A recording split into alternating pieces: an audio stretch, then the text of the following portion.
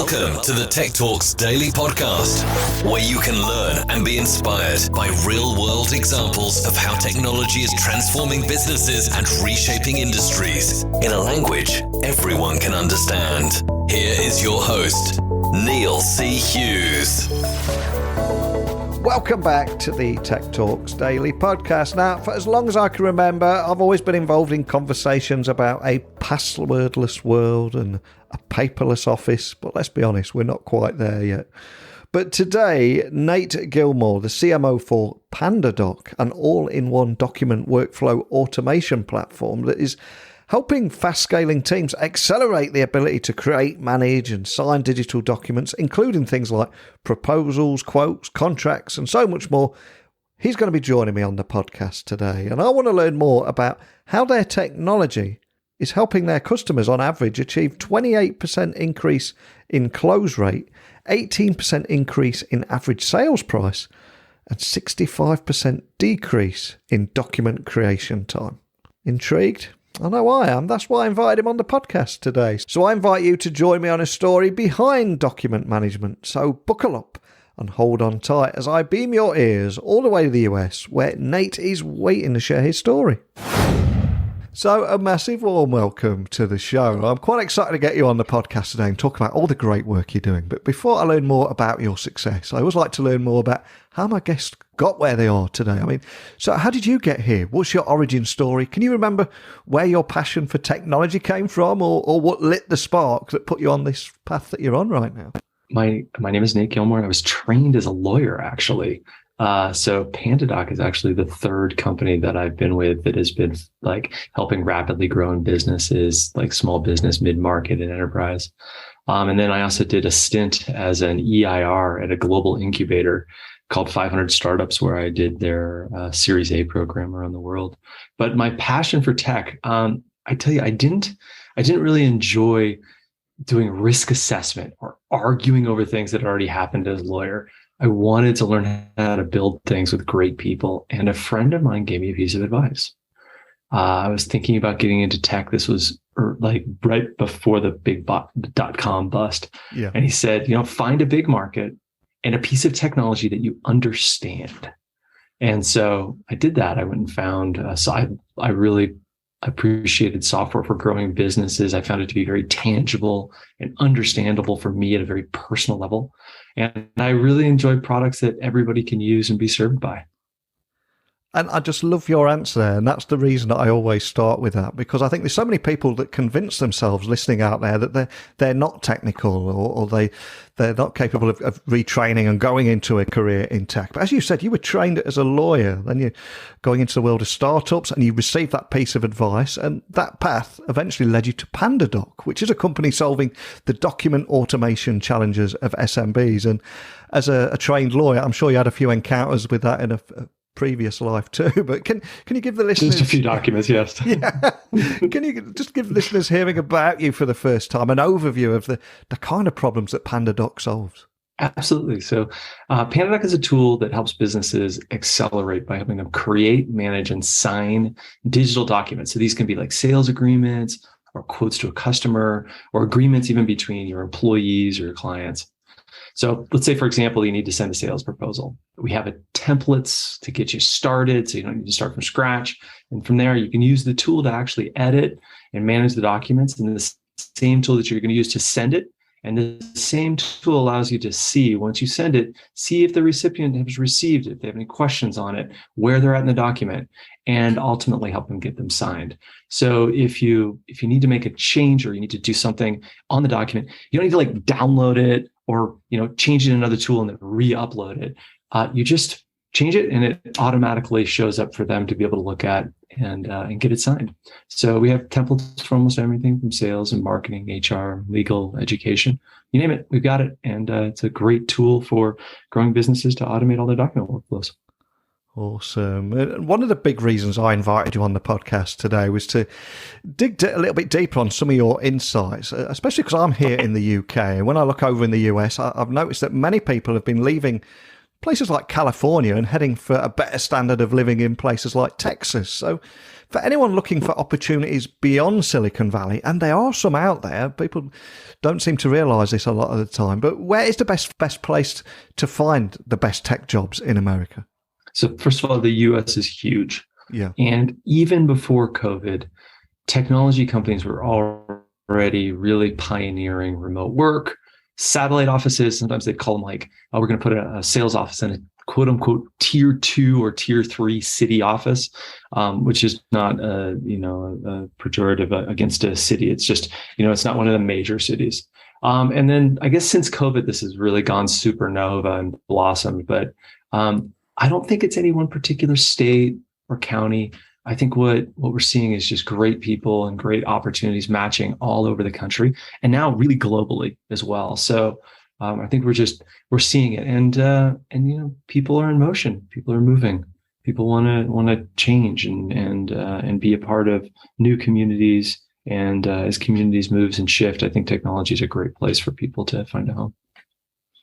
And a few other headlines I'm seeing more and more. One is cybersecurity, both in the US and over here in the UK, has a 0% unemployment rate. And businesses that are basing their cloud strategy now on what technicians are available, because there's such a shortage of cloud engineers and cloud technicians. So they're making decisions based on where they can get the talent to do the jobs that they need. So for me, that opens up a whole world of opportunities for anyone wanting to enter the world of tech. So for anyone thinking of entering the tech industry that's listening to me preach about this right now, why do you think a career in technology could be the best investment? First of all, great careers start with curiosity and a desire to learn, something internal. Yeah. And it's not, tech is not just like, obviously there's the technology, the building of the actual technology, the software, the development, the coding, but also tech companies, have amazing careers in building products, learning how to sell, talking to customers, learning to serve customer needs, learning to market products. So I think the great thing about technology companies tend to be actually the speed of their evolution, the go-to-market, the product development that they have. And so there's often lots of great starting jobs to get your foot in the door, and then you actually can go explore inside the company. You can move from like a support function into an entry-level sales function, or into a customer success function, or into an account management function. And I think technology companies, this exploration can actually happen very fast for people. And so these skills learned inside of one technology company also tend to be very, very transferable into other technology companies. So I think, we have to think about technology. I think a lot of people get a little bit hung up that technology company is just, the building of technology, but there's all of these ancillary, from HR to sales, product, finance, all of these amazing aspects of the actual technology business. And so don't think about technology as just the tech. Think about it as the business, and they rapidly evolve and change and give a lot of people a lot of opportunity for growth. Yeah, completely agree with you. I think we often underestimate the importance of soft skills, and especially those that have been picked up in the corporate world. And in technical projects now, there is non-technical people that are helping bring that project to life. And anybody that's got that experience, I think it's much easier to enter the world of tech, because they're already speaking the same language. They're a part of those projects already. But are there any other tips on how to find the right company to further a career in tech you can think of? Well, I really look back at my friend's advice to me. I think it was actually really good. It was simple. It was a pal talking to a pal, kind of just friendly. And this: look for something that you understand and can relate to. And that has helped me a lot, because I find that makes it easier to come up to speed. You have something more tangible with it that you get to interact with. You're a user of the product, or you really understand it. And that can then also help you when you're talking to the company. It sparks your passion. It can help you talk to customers. It can help you learn how to best sell it, how to find value in it, and really be able to ultimately relate to that particular service's relation to its customers. And so I go back to that. Find something you understand and you can relate to, and sparks your passion. And I'm conscious, we're chatting here. I'm in the UK, you're in the US. We've got people listening in over 165 different countries. And a lot of what we're talking about will resonate with them, and their climate might be slightly different. But they might be in the workplace and seeing things like automation, removing traditional job roles. So what is the secret to knowing when you're ready to take a step in a tech career, would you say? I think there's a couple of points for you internally, you the listener internally, and that is it a logical stretch? Yeah. Are you stretching yourself? And then, careers aren't built alone. Are you going to be working with great people? Maybe you're getting an opportunity to be supported by somebody, could be a mentor or a peer. So look for some support in that transition. And then lastly, are you going to be learning? Have you reached a spot in your current career where you feel like your learning is maybe atrophying a little bit, or it's the same thing over and over, and you're ready to spark that curiosity in yourself and go for another, step of learning yourself? So go for the learning.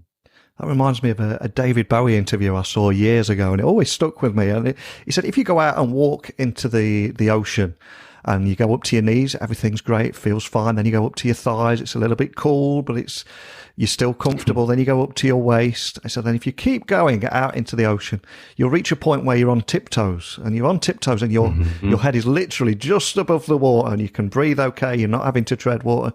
And he said that is where you need to be in life, just pushing yourself far enough. And there's so much truth in that, isn't there? It's a lovely metaphor. Yeah. Well, apart from that, I mean, can you expand on the importance of data-driven decision-making across organizations? Because it's another trend that we're seeing more and more out there, isn't it? It really is. I think data and why we hear all this about data-driven decision-making is going to be very confusing for people. Is data is one of the common languages across a global organization. It's a language of what is the outputs, what's actually happening, what is the palpable, tangible thing happening. And the beautiful thing about data is it can quickly get disparate people on the same page and kind of present a problem or opportunity in a way that allows a lot of different people with a lot of different styles of thinking and relating to kind of bring their best skills to the table and look at the same set of information, right? And so if you're looking at the same set of underlying data, it allows people to see with clarity some of the assumptions coming to the table, so they can all be there and kind of either attacking the problem or the opportunity with the same grounded facts. So I think people also, especially in companies with a lot of data, they tend to appreciate it when somebody has spent the time to really dig into the data, find the relevant pieces of it, bring light to it, shed clarity on a subject, and bring it up while still being receptive to other interpretations of the data.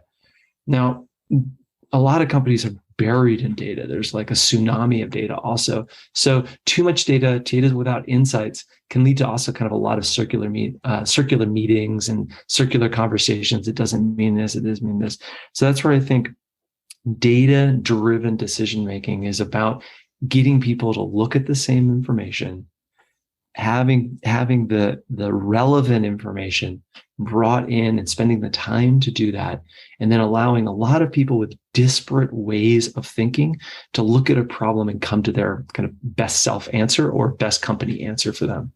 Hope that helps. Yeah, it really does. And of course, we've talked a lot today about the vantage point of the employee and the person sitting at home listening and how they can future-proof their career. But we have a lot of business leaders listening to this podcast, and it's businesses that have got by far the biggest challenge right now because, as I said early on, cybersecurity, they can't find that kind of talent out there, cloud technicians and right throughout the tech industry. So is there any advice you'd offer around how a business can build a future-proof tech workforce? Because it's one of the biggest challenges right now, isn't it? It really is. When you look at like what you're going to need in the future and you really distill it down, what you need is smart people. So foundational skills development, people that have good reasoning skills. It's also still, people have to work together. And especially in this, global company environments, people kind of all over the place. So empathy and teamwork, building skills around that. And I really look for when hiring, I really look for energy. Like do people like are they bring passion to it? And then I think a real superpower for future-proof technology or a future-proof individual in a technology workspace is really this kind of meta skill of learning to learn, because everything around them is going to be changing and evolving.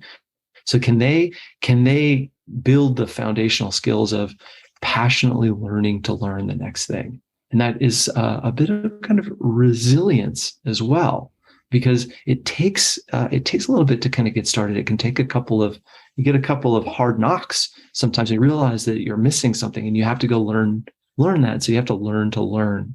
And I think that can be a real meta skill out there for people.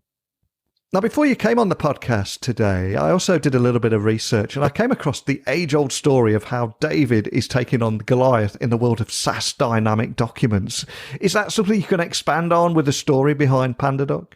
I think like when you think about like especially growing businesses, they're typically under-resourced. There's something that they're having to go up and they're needing all of their tools at their disposal in order to go win that next big piece of business. And PandaDoc sees itself as an all-in-one. What we are is an all-in-one platform for businesses, so that they don't need to kind of shift around between a bunch of different tools and things like that in order to get something done. So it's really about efficiently, with a small group of people, being able to conquer big dreams, conquer a big customer, maybe even take on a competitor. And you need a set of tools to be able to do that. And PandaDoc is really built for that type of entrepreneur that really wants to get stuff done efficiently, wants to build a team that is highly capable and needs a tool set to be able to do that, especially a document tool set to be able to go out there and win that next sales proposal, have a great automated quote system, be able to get that agreement signed, or be able to land that amazing new employee. And they need a great hiring experience, and they need to make sure that everything is well documented. So that's kind of this David versus Goliath. All of us have a little bit of that inside of us. We really do. And one of the things that really stood out for me when reading about you guys was PandaDoc's emphasis on taking the lion's share of this business in the SMB space versus those mid to enterprise market. And the big lesson seemed to be about knowing your strengths. Is that something right at the heart of what you guys do? It has been. We also recently did a survey on what businesses we're looking for. We interviewed and we surveyed about 1,000 businesses last year. And what we found out is some of these businesses, like, what were their biggest challenges? And some of their challenges were making this transition to digital. And some of the challenges, like some of these pain points felt like business owners, they were like, I've got too many jobs. I'm wearing too many hats. They've got individuals in their teams wearing too many hats, and they still need to use documents, but they need a tool. They need a tool that allows them to do the things that they wanted to accomplish. And that was, hey, we need to get more business. We need to sell more. We are spending way too much time on non-work related, like housekeeping matters. And we need to create business model. We need to kind of future-proof our business. And so when in the survey, what came out for them was, hey, things need to be easy to use. We need to get more than we're expecting from a tool. And we need things to be cost effective. So these things ranked really high. And what we found is PandaDoc ranked really high for all of those things. They like this all-in-one. They like something easy to use. They're looking for more value than cost. And they're looking for a tool that is really obvious for the people when are doing a lot of different jobs. They can just get something done quickly. And so we really focus on that when we're building software. And as we're developing our user experience, it should be easy, intuitive, and ultimately help people save time by getting what they need to done without having to hunt and peck and figure out a bunch of stuff. Wow, such great insights. And we began the podcast today talking about your origin story and what put you on this path. So as we come full circle, I'm going to have a little bit of fun with you now and ask if there was a song, piece of music, movie, book, or anything that has helped you or inspired you in your career, and we will add it to our Spotify playlist or Amazon wish list. But what would you leave us with today? I love electronica, and I really also really have a special spot for when some producer remixes an oldie or something that I grew up with, something like a Stevie Nicks or something like that, something I grew up with, but it has kind of a new flair on it. Recently, a friend of mine sent me a playlist that I've been listening to a lot, and it has a remix of Neil Young's Harvest Moon, kind of like an oldie from my childhood. And it's a group called Poolside. So, if you can add to your playlist Poolside's Harvest Moon, and I think it's still on there. So I recommend that.